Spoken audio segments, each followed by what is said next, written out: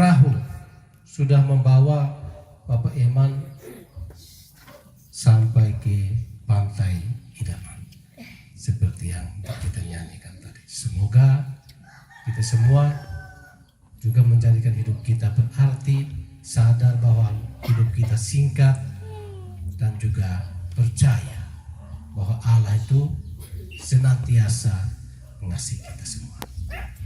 Semoga.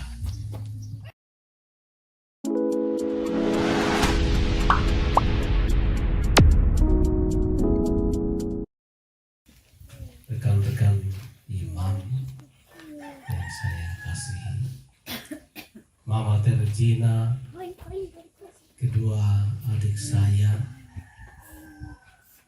Ibu Bapak, saudara-saudaraku sekalian yang saya kasihi. Ada satu pertanyaan yang sering mengganggu manusia, yaitu mengapa orang-orang baik mesti menderita?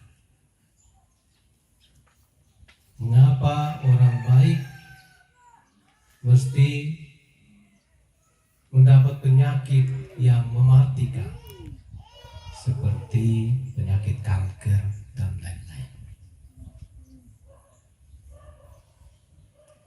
Pertanyaan ini pasti juga ada dalam hati kita masing-masing. Pasti ada juga dalam hati Mama Terjina, juga anggota keluarga kami semua, berkaitan dengan kematian yang menimpa Bapak Emmanuel Oki.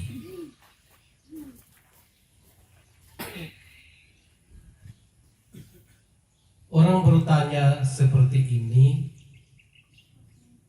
karena memiliki satu konsep tentang Tuhan Allah itu siapa. Tuhan Allah itu bagaimana?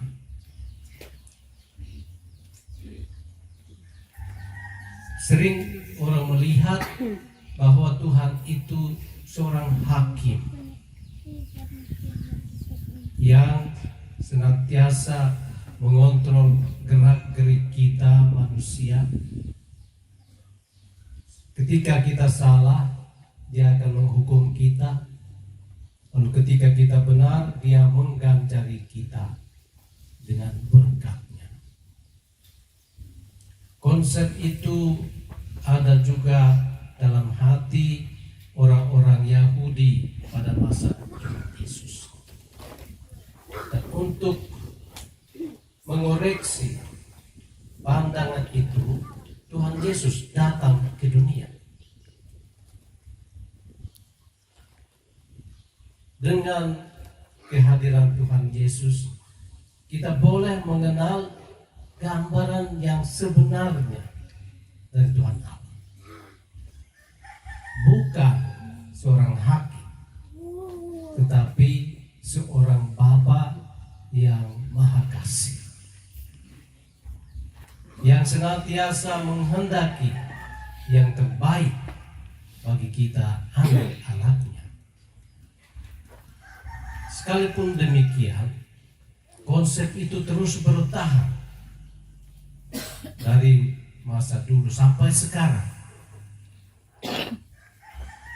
Karena itu saya memang sengaja memilih baca Injil ini untuk kita refleksikan bersama pada kesempatan berbahagia ini. Bacaan Injil ini menurut saya akan memberi jawab atas pertanyaan kita tadi. Mengapa orang baik mesti menderita? Yesus Tuhan dihadapkan dengan dua persoalan. Yang pertama, beberapa orang dari Galilea ditembak mati oleh tentara Pilatus pada saat mereka sedang berdoa di genisah. dan darah mereka tercampur dengan darah persembahan. Lalu mereka tahu bahwa Yesus ada, mereka bertanya, mengapa orang-orang ini mati sia-sia? Tidak bersalah tapi ditembak mati. Tidak lewat satu pengadilan yang baik. Siapa yang bersalah? Mungkin mereka ini sudah melakukan satu dosa besar. Karena itu Tuhan menghukum mereka dengan cara ditembak mati. Ini mereka punya pendapat. Karena mereka pikir Tuhan Allah seperti hakim tadi. Setiap kali kita salah, dihukum mati. Datang lagi persoalan yang kedua. 18 orang tiba-tiba meninggal dunia karena ditimpa menara yang tumbang atau jatuh. Pasti mereka melakukan dosa, sehingga tiba-tiba mereka mati tanpa persiapan. Tapi menarik, dari kita lihat jawaban Tuhan Yesus itu memberi terang, titik terang kepada kita. Yesus menjawab,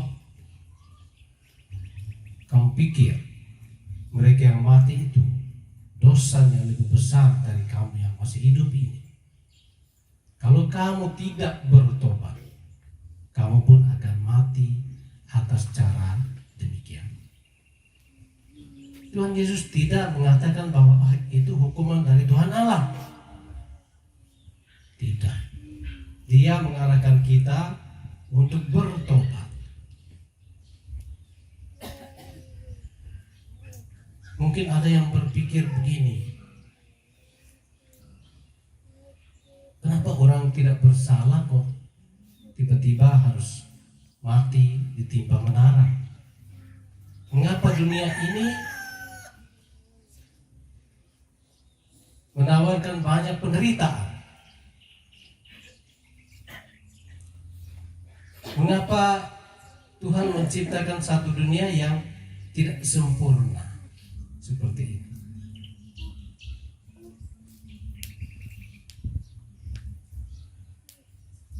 Kendati pun demikian, dunia ini yang Tuhan cintai. Dia datang ke dalam dunia yang ini, yang tidak sempurna ini, dan menyelamatkan kita. Jadi jawabannya sebenarnya singkat saja, bahwa orang yang meninggal itu karena mati, karena penyakit, karena apapun itu, bukan karena hukuman Tuhan, bukan.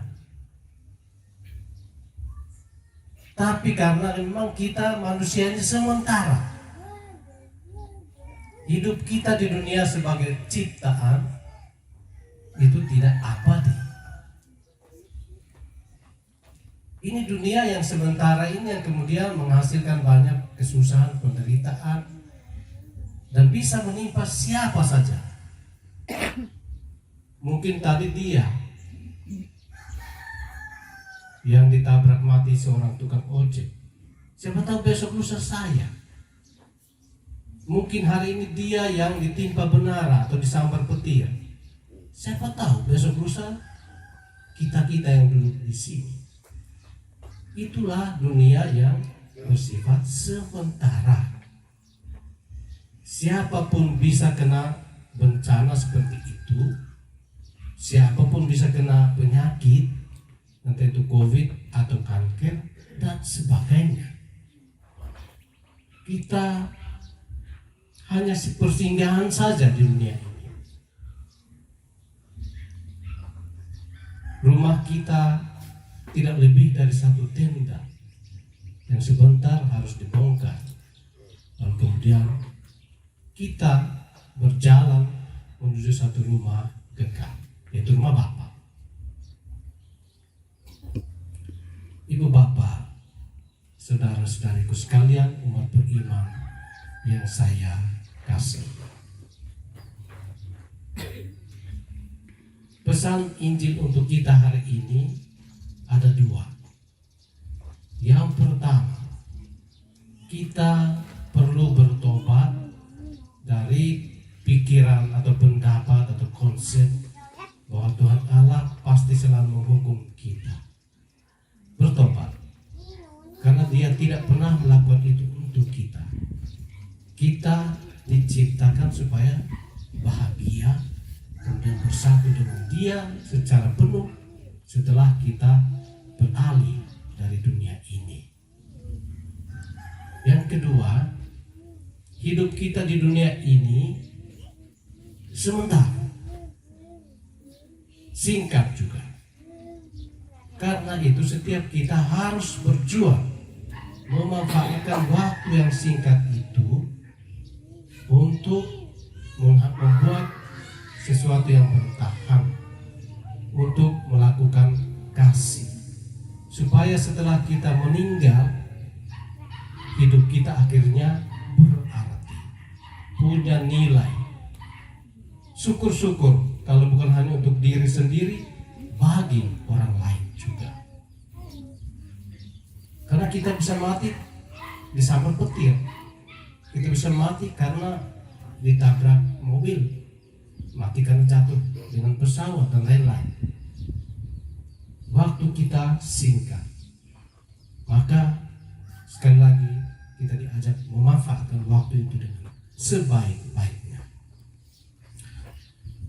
Perahu sudah membawa Bapak Eman sampai ke pantai idaman, seperti yang kita nyanyikan tadi. Semoga kita semua juga menjadikan hidup kita berarti, sadar bahwa hidup kita singkat, dan juga percaya bahwa Allah itu senantiasa mengasihi kita semua.